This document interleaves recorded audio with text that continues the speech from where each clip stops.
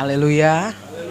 Puji Tuhan, salam sejahtera dalam kasih Tuhan Yesus Kristus. Memang Tuhan itu atur semuanya. Kalau saya tidak tahu, tidak atur, Tuhan yang atur. Jadi itu betul. Dan selalu saya tidak bisa menolak apa yang Tuhan suruh. Tuhan bilang kerjakan dulu pekerjaanku baru urusan kamu.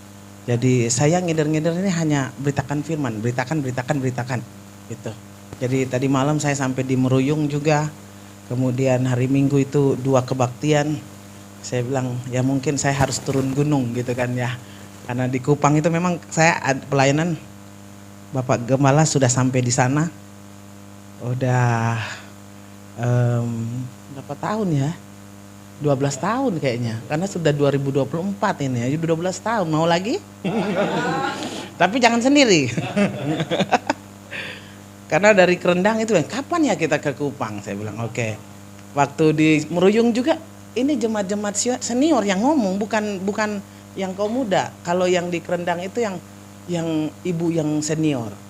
Saya bilang, saya masih di situ. Jangan nanti saya sudah nggak di situ baru mau ke Kupang. Saya bilang, ya. Terima kasih Bapak Gembala, Ibu Gembala sudah mempercayakan saya menyampaikan firman Tuhan dan memang betul saya melihat satu kehausan dan lagu ini tadi malam di Meruyung. Saya bilang ini memang benar-benar haus semua ini. Jadi Tuhan sedang menggenapi firman-Nya bahwa pada hari-hari yang terakhir akan terjadi haus dan lapar bukan karena makanan tapi karena firman Tuhan. Tapi harus waspada, firman hari-hari ini banyak. Tapi hanya firman yang sehat, yang murni, itu yang akan memberikan pertumbuhan. Kalau tidak sehat, mabuk kita, sakit perut kita. Dan banyak yang terkapar hari-hari ini. Ya, baik, puji Tuhan, kiranya firman pada malam hari ini menjadi berkat. Amsal 3 ayatnya yang ke-12. Kita banyak sekali bingung dengan apa yang Tuhan kerjakan di dalam hidup kita, tetapi kiranya lewat firman Allah malam hari ini tidak bingung lagi. Haleluya. Amsal pasalnya yang ketiga ayatnya yang ke-12. Mari kita baca sama-sama. Sudah dapat katakan amin. 2, 3. Karena Tuhan memberi ajaran kepada yang dikasihinya seperti seorang ayah kepada anak yang disayanginya. Amin. Dikatakan Tuhan memberi ajaran, bukan hanya beri berkat. Tuhan beri ajaran dan Tuhan beri dikatakan kepada yang dikasihinya. Jadi kalau tidak diajar Tuhan, jangan-jangan kita tidak dikasihi. Gitu loh. Jadi jangan menjadi anak Tuhan yang motivasinya itu ikut Tuhan hanya karena berkat. Cari keberhasilan saja, cari kesembuhan aja. Udah diberkati, udah sembuh, udah nggak gereja. Itu kan fenomena sekarang. Di mana gereja-gereja yang mengajarkan teori kemakmuran penuh. Tapi coba gereja-gereja yang ajarkan doa puasa. Gereja-gereja yang mengajarkan untuk kita tetap ada di dalam pendalaman Alkitab sedikit orangnya. Tapi gereja-gereja yang penuh dengan euforia, kemakmuran itu kan penuh. Apakah gereja hanya seperti itu? Gereja itu harus sempurna. Seperti Tuhan Yesus. Gereja harus persiapkan dirinya masuk kepada kerajaan sorga. Dan Filipi 2 berkata, angkatan ini adalah angkatan yang bengkok hatinya. Jadi kita harus lurus hatinya. Di tengah-tengah hati-hati yang bengkok. Amen. Jadi kalau kita sudah menyembah, hati kita itu lurus ke atas. Enggak bengkok ke kiri ke kanan. Dan kita harus sadar sebagai anak Tuhan, kita akan diajar Tuhan bagaimana cara kita dapat mengerti maksud Tuhan. Dan kalau kita tidak mau diajar Tuhan, makanya kita enggak ngerti-ngerti jadi anak Tuhan itu. Ya kan? Amin saudara. Jadi banyak kali kita tidak mengerti cara Tuhan mengerjakan rencananya.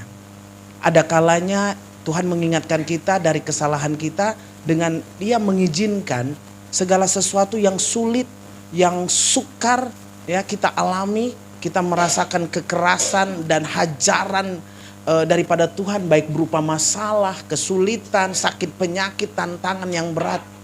Tapi perhatikan, bukan berarti Tuhan tidak peduli. Bukan berarti Tuhan jahat dengan kita. Tetapi justru ajaran itu adalah bukti bahwa Tuhan sangat mengasihi kita. Bahwa Tuhan sementara memperhatikan hidup kita. Dan jangan membuat kita itu semakin terperosok. Ayatnya tadi, karena Tuhan memberi ajaran kepada yang dikasihinya, ya. Dikasihinya, itu Tuhan ajar itu.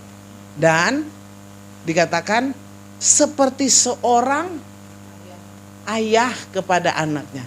Di sini kan nih banyak nih ayah-ayah.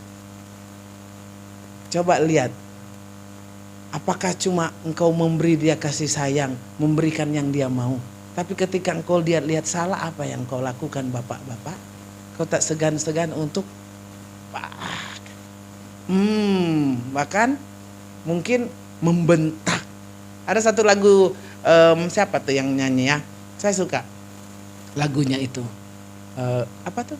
Kalau bentakan kecilku mematahkan hatimu, lebih kejam lagi dunia menghakimimu. Ya, seperti itu. Saya tidak terbiasa untuk mendengarkan itu, tapi ketika itu datang, karena saya juga seorang ibu. Kadang anak-anak saya protes, mama yang terlalu keras, mama tuh begini-begini, kok yang lain juga begini, mama begini-begini.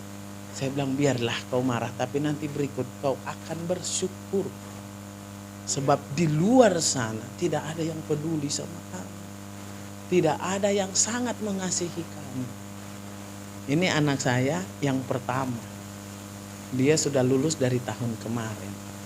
Ada banyak pilihan untuk melanjutkan ke jenjang kuliah. Kami ini hamba Tuhan, tok hamba Tuhan. Hamba Tuhannya juga di desa. Semuanya itu kemurahan Tuhan. Sehingga ketika saya berkata kamu mau kuliah, minta sama Tuhan. Dan minta Tuhan untuk buka jalan. Buka jalan. Ada banyak pilihan kan. Dia mau ini, sempat dia menyampaikan ini. Tapi ujung-ujungnya dia mau masuk sekolah teologi, sekolah tinggi Alkitab Jember. Saya kenapa di sekolah tinggi Alkitab Jember? Kan saya keluaran Cianjur, kemudian lanjut di Salatiga. Papanya keluaran Lampung, lanjut Salatiga. Karena memang dia mau yang benar-benar belajar. Kalau SA itu lebih ke pembentukan. Tapi dia benar-benar belajar. Buku-buku teologi kami satu lemari dibacanya. Sambil nyambi. Kita kalau sambil nyambi itu kalau kita ndak hobi kan males. Tapi dia lahap semua. Saya bilang oke. Tapi ketika dia sudah mulai bersiap-siap. Kami ambil doa puasa, saya tanya. Apakah Misael, namanya Misael, menerima panggilan Tuhan? Ini untuk memastikan saya secara pribadi. Saya tidak mau memaksa anak saya sebab menjadi hamba Tuhan itu berat. Dia sudah lihat dan dia sempat protes, saya tidak mau jadi pendeta. Karena jadi pendeta itu susah. Saya lihat mama papa susah. Jemaat buat mama papa susah. Saya bilang tidak. Karena mama papa mau melayani Tuhan. Mau.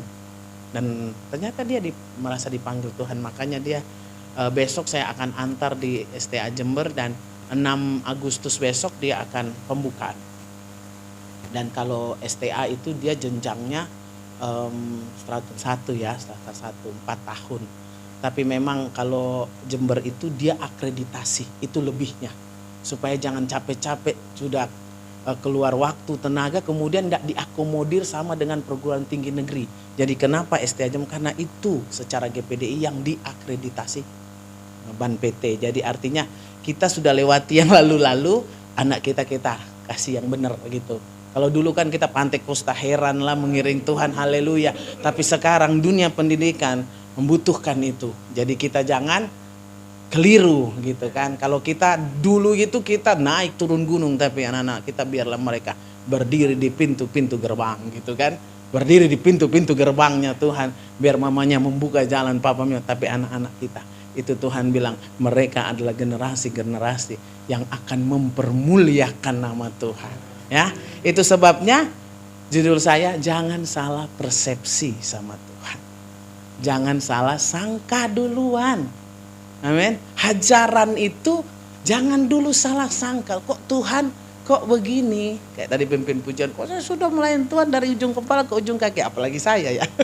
Saya mau komplain apa nih? Wah Tuhan turun gunung, naik gunung sana sini. Dari pulau satu ke pulau satu gitu kan. Tapi saya enjoy, saya nikmati. Jadi saya sudah berulang-ulang tidak mau lagi menyakiti hati Tuhan karena salah persepsi. Satu perkara yang saya tahu, Tuhan selalu baik. Kalaupun rencananya tidak pernah kita tahu duluan, yakin aja ujungnya akan baik selama kita setia. Ya, karena bangsa Israel juga salah persepsi. Ya, kalau kita lihat di dalam Ulangan 32 ayat 21, Ulangan pasalnya yang ke-32, karena Ulangan ini kan kejadian yang diulang dari bangsa Israel, makanya disebutlah kitab Ulangan, ya, mengulang kembali supaya jangan terjadi atas kita yang sudah ada di zaman-zaman sekarang. Mereka membangkitkan cemburuku dengan yang bukan Allah. Mereka menimbulkan sakit hatiku dengan berhala mereka. Sebab itu aku akan membangkitkan cemburu mereka dengan yang bukan umat dan akan menyakiti hati mereka dengan bangsa yang bebal. Ulangan 32 ayat 21. Tuhan melihat kelakuan-kelakuan bangsa Israel itu justru hanya membangkitkan cemburu Tuhan dengan berhala-berhala. Padahal Tuhan sudah kurang apa? Ya, kaliber mujizat-mujizat yang dilakukan Tuhan, bangsa Israel itu tuh luar biasa. Karunia-karunia yang dikerjakan Tuhan itu karunia sorga itu. Laut terbelah, ya kan, tulah-tulah. Tapi bangsa Israel tidak alami. Itu kan luar biasa, mana dari sorga. Tapi kadang kehidupan-kehidupan yang begitu malah bikin mereka tuh jadi keras hati, tegar tengkuk. Sekali Tuhan tidak jawab, mereka sudah membelakangi Tuhan. Kalau begitu kita bikin aja anak lembu emas. Tuhan bilang, ya baru didiemin sedikit, udah berteriak minta makan karena kelaparan. Ini padang gurun. Udah haus sedikit, udah teriak-teriak. Nah, kita jangan jadi mental generasi padang gurun. Ketika Tuhan izinkan sesuatu yang sulit, Tuhan bilang, aku sengaja memberikan engkau roti serba sedikit untuk merendahkan hatimu. Apakah engkau mengandalkan Tuhan atau tidak? Jadi segala sesuatu yang serba sulit, kadang Tuhan tes. Apakah kita berseru kepada Tuhan atau kita cari kekuatan kita sendiri? Jadi kalau sudah tahu kuncinya, jangan nyakitin Tuhan dengan membelakangi Tuhan. Jangan. Justru ketika kita tahu kesulitan itu mulai ada, duduk di kaki Tuhan, tetap menyembah Tuhan. Amin. Saya suka tuh lagu tuh. Apa ya? Saya suka. Terlalu banyak, kan saya suka nyanyi, yang Tuhan telah beri, takkan mungkin ku balas dari apa yang, haleluya. Itu kan saya yakin, apapun yang terjadi, dia akan tetap setia. Apapun yang dihadapi, dia akan tetap cinta Tuhan. Karena sudah terlalu banyak yang Tuhan buat sama dia. Apakah hanya soal persoalan ini, aku jadi menyakitin Tuhan? Apakah karena begini, suami saya di usia 40 tahun, 2019, kena stroke, pecah pembuluh darah, lagi khotbah. Saya cuma bilang, Tuhan, dia lagi khotbah. Tapi saya mau bilang apa coba? Hidupnya milik Tuhan, dia milik Tuhan. Dan masih ada sampai saat ini. Saya sudah berdoa minta kesembuhan, saya sudah berdoa minta mujizat, sudah semua. Tapi kembali saya cuma bilang terlalu banyak. Amin.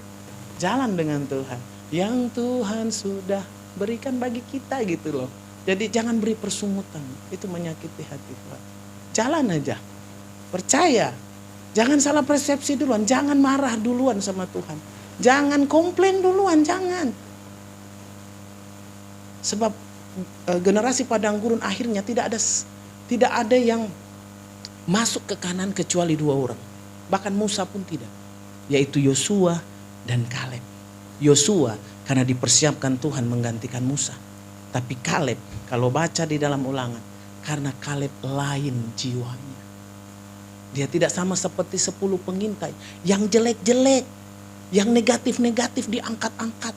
Wah itu orang enak raksasa. Oh itu tidak bagus begini. Tapi Kaleb bilang tidak.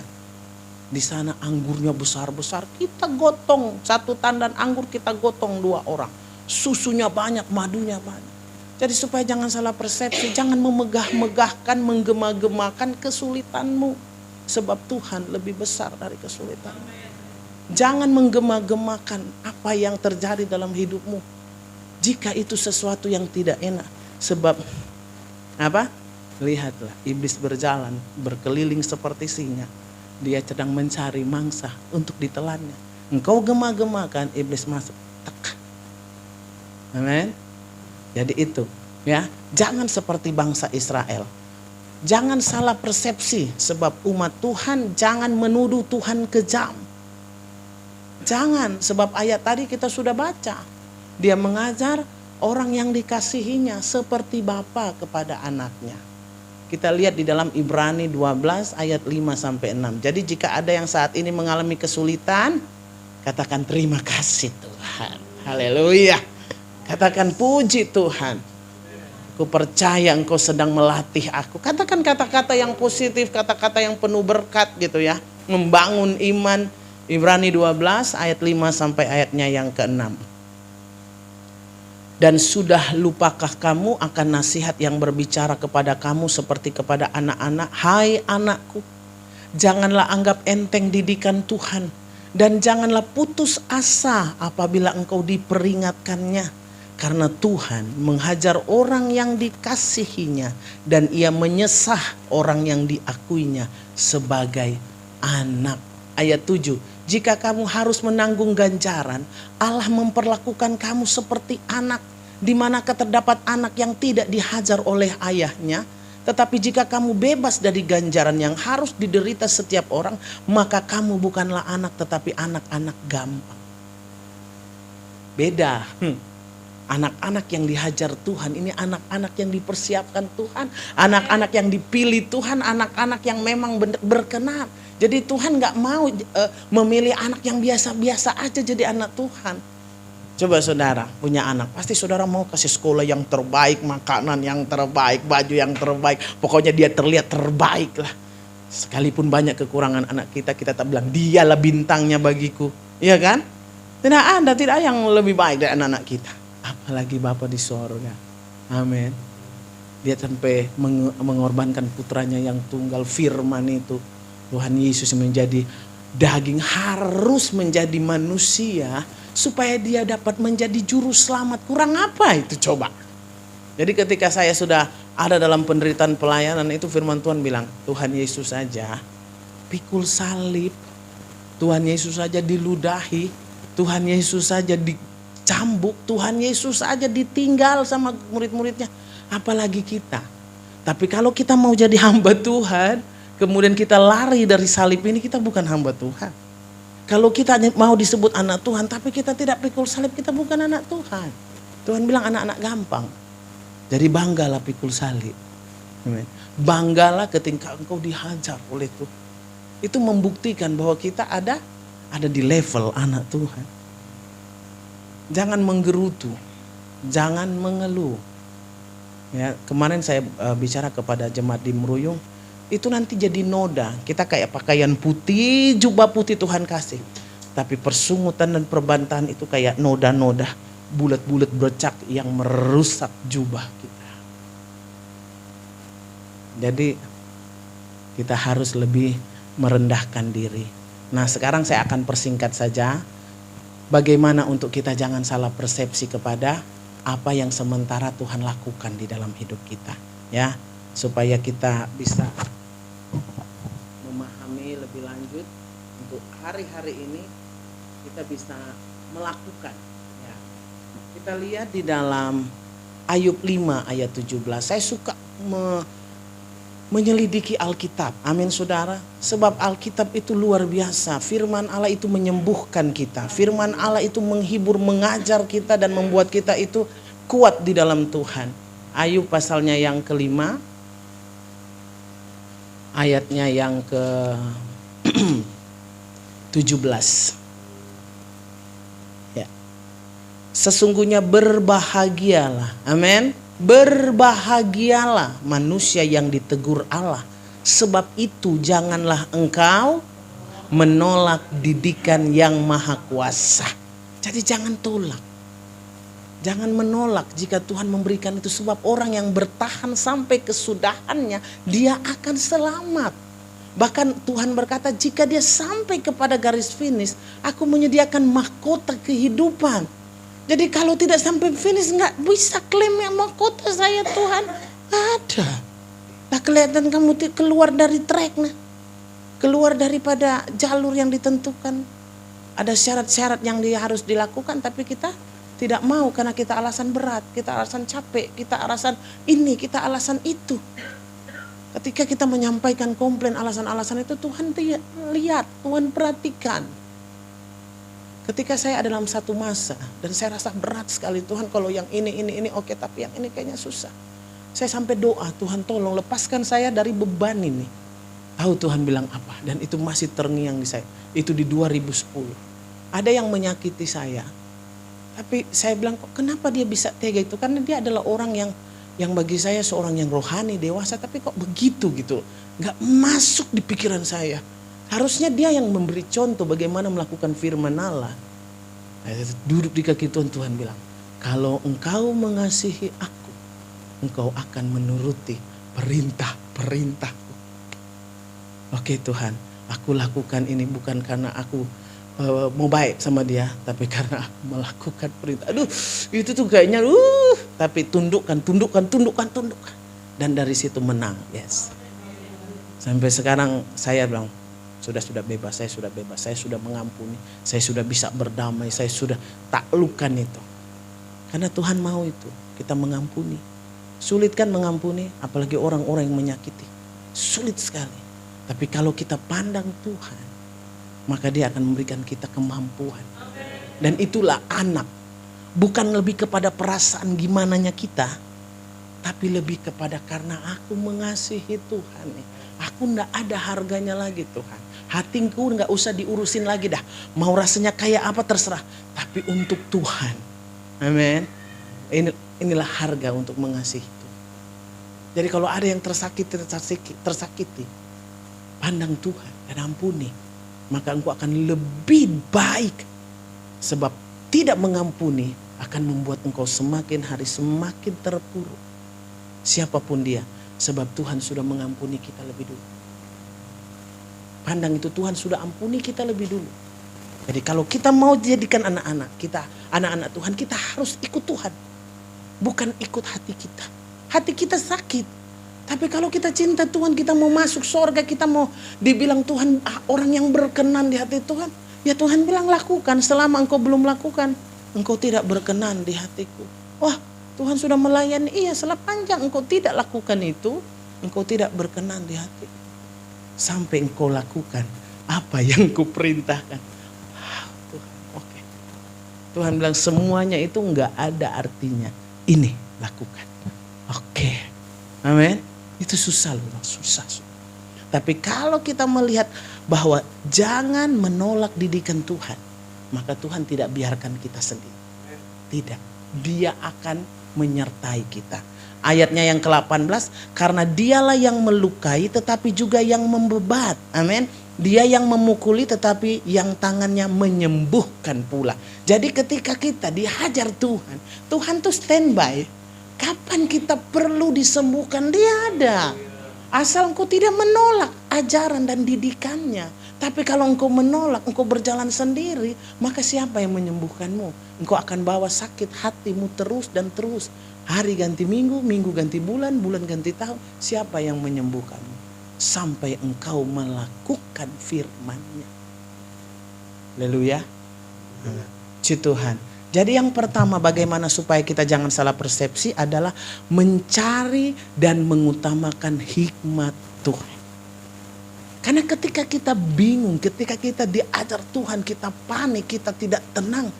Apa yang di otak kita? Hanya kita punya pikiran saja kan. Itu terus, kita mau nangis juga itu terus, kita mau apa juga itu terus. Kita nggak bisa berpikir jernih. Jadi yang pertama adalah utamakan hikmat Tuhan. Cari. Mana hikmat Tuhan? Ini. Firman Allah. Nih. Inilah hikmat Tuhan. Baca, baca, baca. Masih ada di sini. Baca, baca, baca dan minta sama Tuhan. Supaya Tuhan berbicara. Ada satu ilustrasi. Seorang bapak memanggil anaknya untuk melakukan satu hal. Dia bilang, anak sini. Iya Bapak. Kalau orang Kupang bilang iya Bapak. Tolong kamu ambil keranjang itu dan ambil air di sungai. Oh semangat ini anak. Semangat dia ambil cepat-cepat. Tapi setiap kali sampai di bapaknya air itu habis. Sebab keranjang itu bolong-bolong. Dia bilang, kamu tidak bisa lakukan. Bisa, tadi saya ambil tapi depan Bapak air sudah habis. Karena ini keranjang bolong. Ambil lagi. Bapak saya sudah capek, ini kerja sia-sia saja. Saya sudah capek penuh-penuh dari sungai. Sampai di tempat Bapak air tumpah semua. Jadi ini kerja sia-sia, ini kerja omong kosong orang Kupang bilang. Ini kerja tidak perlu, jangan suruh saya gini, saya capek-capek tidak dapat apa. Marahlah ini anak kepada bapaknya. Akhirnya bapaknya ini tahu, sini, kamu perhatikan keranjang ini. Apa yang diperhatikan? Air tidak ada, yang Bapak suruh tidak ada. Yang saya kerja udah capek-capek lari sana sini. Bapak hanya buat saya capek-capek percuma. Perhatikan itu keranjang. Iya ada, tidak ada. Taruh lagi keranjang. Kosong, tidak ada. Tadi keranjang itu kotor sekali. Tapi ketika engkau bolak-balik, air itu memang tumpah. Tapi lihat keranjang ini bersih. Itulah yang firman kerjakan. Amen. Kita datang pergi masalah belum selesai. Kita datang pergi doa, pujian, melayani. Sakit juga masih ada. Kekurangan juga masih ada. Karena Tuhan belum pentingkan itu. Tuhan pentingkan keranjang. Yaitu hidupmu. Bersih dulu hidupmu. Bersih dulu hatimu. Bersih dulu tujuan kita iring Tuhan. Setelah Tuhan bilang oke, maka apa yang dia tidak kasih. Carilah dahulu kerajaan Allah dan kebenarannya. Maka semuanya ditambahkan kepadamu. Jangan salah persepsi. Bukan Tuhan tidak jawab doa. Bukan Tuhan tidak dengar doa. Tapi Tuhan perlu membersihkan hidup kita. Sampai kita sampai di levelnya Allah. Makanya jangan bersungut ketika Tuhan hajar. Sebab itu untuk kepentingan kita sendiri. Tuhan memang perlu uang. Tuhan tidak perlu uang. Pekerjaannya perlu uang. Pelayanannya. Jangan bilang mengasihi Tuhan. Tapi pekerjaannya engkau pelit. Sama aja engkau tidak mengasihi Tuhan. Iya kan? Nah itu yang pertama. Mengutamakan hikmat Tuhan. Ayub 5 ayat 17 sudah. Ya, jadi berbahagia. Jadi jangan salah persepsi. Teguran Tuhan sekalipun pahit. Kayak rasanya empedu.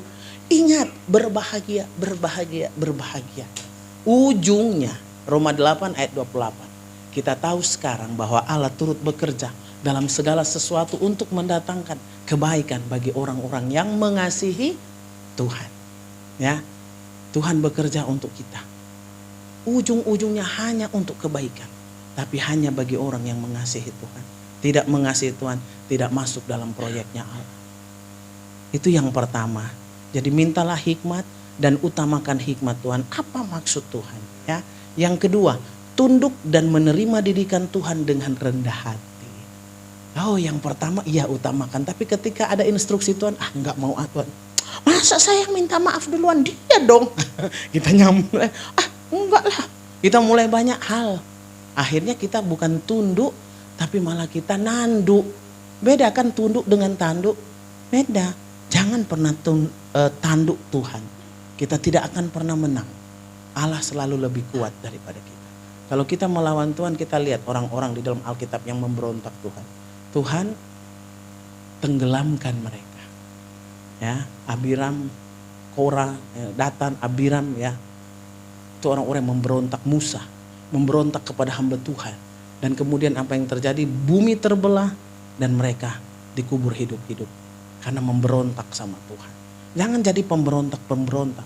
Kalau kita sudah tahu kebenaran, kita sudah tahu bahwa iring Tuhan itu seperti ini, kita sudah tahu perpuluhan. Sekarang kan perpuluhan rame tuh di medsos.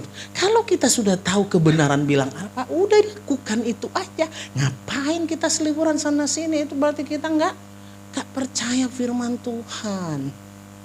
Dari dulu juga namanya Tuhan Yesus Kristus. Ngapain pakai pengajaran sana sini? Yang penting kita percaya kepada Tuhan Yesus Kristus, juru selamat kita. Nggak usah lagi pakai ajaran inilah itulah, pusing.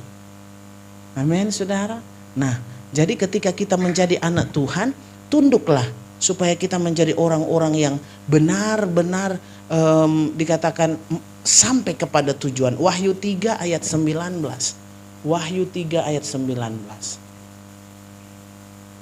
Kepada salah satu jemaat di Asia Kecil, Tuhan menegur dan Tuhan mengatakan hal ini kepada mereka. Wahyu 3 ayat 19.